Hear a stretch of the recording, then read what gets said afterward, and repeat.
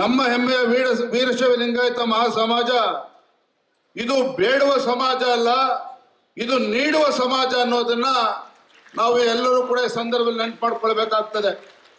ಇವತ್ತು ಬಹಳ ಸಂತೋಷ ಆಗಿದೆ. ನಮ್ಮ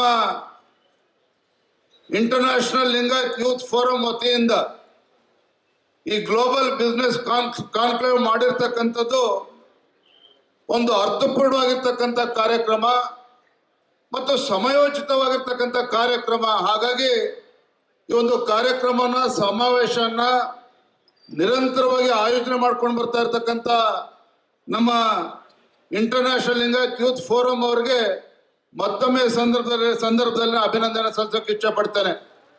ಬಹಳ ಸಂತೋಷ ತರ್ತಕ್ಕಂಥ ವಿಚಾರ ಏನಪ್ಪಾ ಅಂತ ಹೇಳಿದ್ರೆ, ಸಂತೋಷ್ ಕೆಂಚಾಂಬ ಅವ್ರು ಇರ್ಬೋದು, ಪ್ರಶಾಂತ್ ಅವ್ರು ಇರ್ಬೋದು, ನವೀನ್ ಅವರು ಮಾತನಾಡ್ತಾ ಹೇಳಿದ್ರು, ಇವತ್ತು ನಮ್ಮ ಉದ್ದೇಶ ಅಥವಾ ಸದುದ್ದೇಶ ಇರ್ತಕ್ಕಂಥದ್ದು ನಾನು ಅಲ್ಲ, ನಾವು ಅಂತಕ್ಕಂಥದ್ದು.